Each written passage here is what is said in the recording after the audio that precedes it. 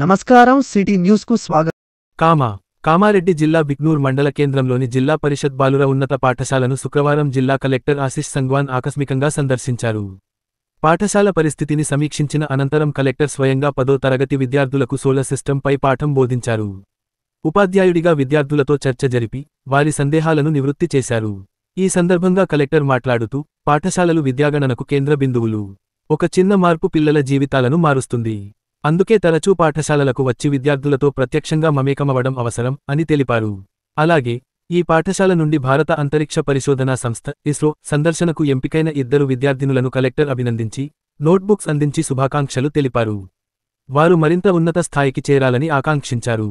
పాఠశాల యొక్క స్థితిగతులపైన అలాగే మధ్యాహ్న భోజన పథకంపై ఆరా తీసి మెను ప్రకారం పౌష్టికాహారం ఇస్తున్నారా లేదా అనే విషయానికి అడిగి తెలుసుకున్నారు. ఈ కార్యక్రమంలో జిల్లా విద్యాశాఖ అధికారి Raju, MRO Sunitha, MPDO Raj Kiran Reddy, MEO Gangareddy, ఉపాధ్యాయులు, విద్యార్థులు తదితరులు పాల్గొన్నారు.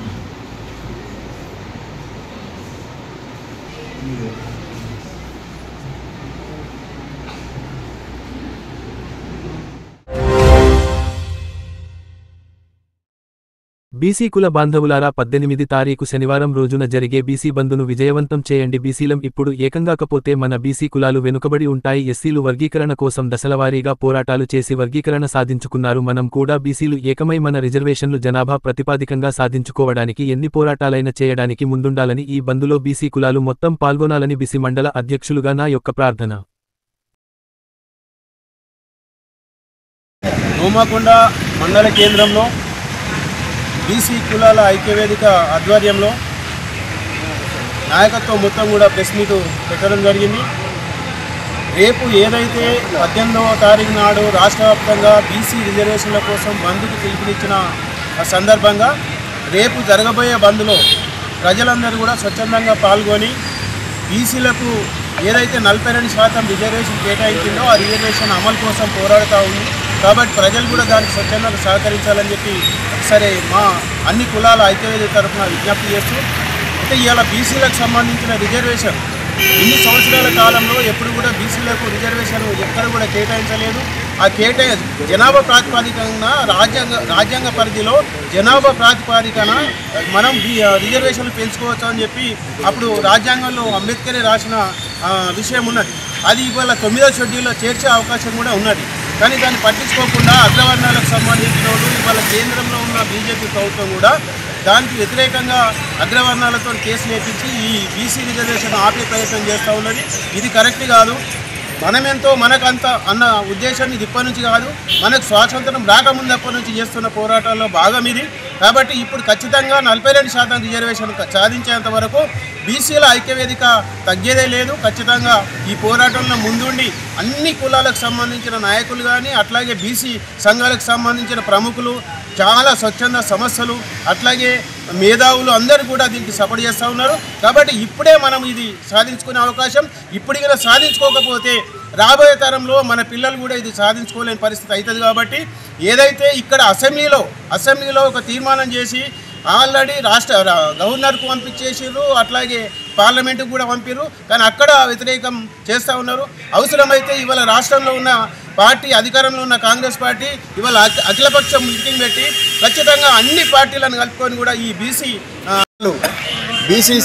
బీసీ సంఘాల ఐక్య వేదిక రేపు అంటే 14వ తారీఖున బంధు పిలుపు ఇచ్చిన రేపు 18వ తారీఖు నాడు బంధుకు పిలుపునిచ్చిన మేరకు దోమకొండ మండలంలో పార్టీలకు అతీతంగా బీసీ కుల సంఘాలు మరియు రాజకీయ పార్టీలు బీసీ నాయకులందరం కలిసి రేపు జరగబోయేటటువంటి బంద్ను, రాష్ట్ర బంద్ను దోమకొండ మండలంలో సక్సెస్ చేయాలని, విజయవంతం చేయాలని కోరుతూ ఉన్నాం. ఎందుకనంటే చిన్న చిన్న వ్యాపారులు ఉన్నారు, హోటల్స్ ఉన్నాయి. రేపు పాలు తీసుకోవద్దని చెప్పేసి మీ అందరికీ కూడా విజ్ఞప్తి చేస్తున్నాం. అలాగే టిఫిన్ సెంటర్లు ఒక 20 వరకు టిఫిన్ సెంటర్లు ఉన్నాయి.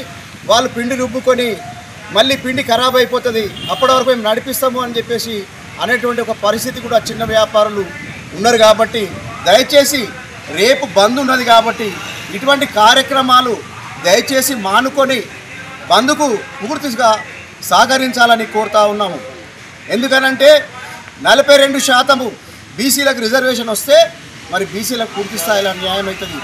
మరి బీపీ మండల్ కమిషన్ ప్రకారము 57% మాకు రావాలి, కానీ 42% ఈ రోజు నాడు మరి చేయడానికి ప్రభుత్వం చేయడానికి రెడీ ఉంది. బీఆర్ఎస్ పార్టీ మరి పూర్తి స్థాయిలో మద్దతు తెలుపుతున్నందుకు, అన్ని పార్టీలు కూడా మద్దతు తెలుపుతున్నందుకు అన్ని కుల సంఘాలు, సామాజిక వర్గాలు, నేతలు అందరూ కూడా ఈ కార్యక్రమానికి విజయవంతం చేయాలని చెప్పేసి విజ్ఞప్తి చేస్తూ ఉన్నాం. జై బీసీ. కలిసి కుటుంబంగా బీసీ ఐక్యత కోసం పోరాడదాం. రేపటి బంద్ను అందరం విజయవంతం చేసుకోవాల్సిందిగా పేరు నమస్కారం తెలుపుకుంటున్నాం.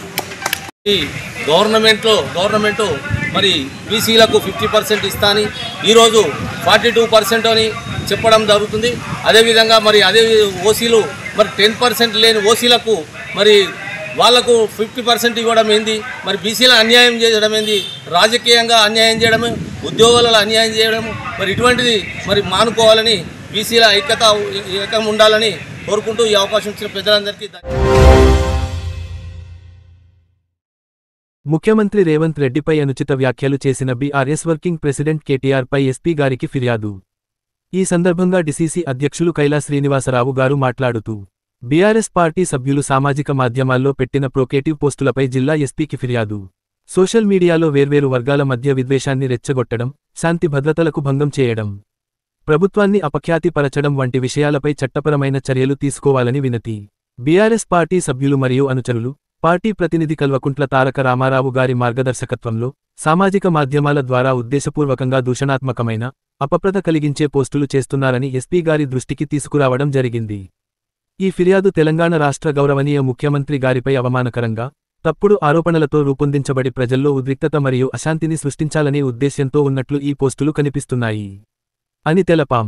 ఆ పోస్టులలో నిరాధార ఆరోపణలు, అసభ్య పదజాలం, తప్పుదారి పట్టించే కథనాలు ఉండి, ఇవి ముఖ్యమంత్రి గారి ప్రతిష్టను దెబ్బతీసే ఉద్దేశ్యంతో మరియు ప్రజల మధ్య విద్వేషాన్ని రెచ్చగొట్టే విధంగా ఉన్నాయి.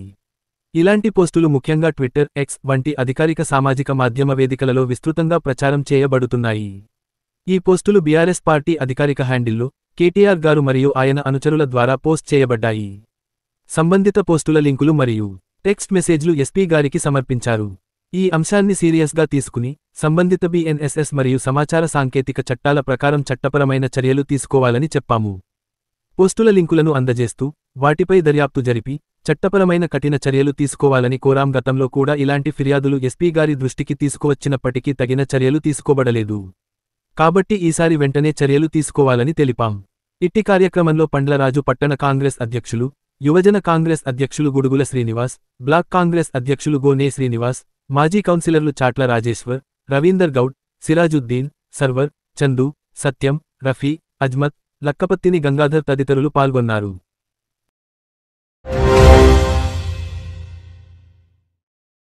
వరి పంటకు మద్దతు ధర పోస్టర్ను ఆవిష్కరించిన జిల్లా పాలనాధికారి ఆశిష్ సంగ్వాన్. సమీకృత జిల్లా కార్యాలయాల సముదాయం, క్యాంప్ కార్యాలయం సమావేశ మందిరంలో శుక్రవారం జిల్లా కలెక్టర్ ఆశిష్ సాంగ్వాన్ పౌరసరఫరాల సంస్థ, తెలంగాణ రాష్ట్ర ప్రభుత్వం సరఫరా చేసిన వరి పంటకు మద్దతు ధర పోస్టర్ను ఆవిష్కరించారు. ఈ యొక్క పోస్టర్లు జిల్లాలోని ప్రతి పి.సి.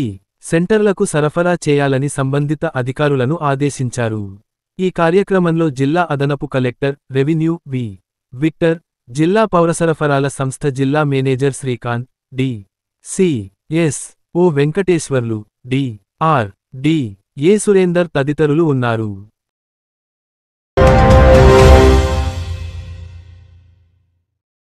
ఈ రోజు కామారెడ్డి మార్కెట్లో పసిడి ధరలు 10 గ్రాముల బంగారం 1,34,700, వెండి 1,900 రూపాయలు.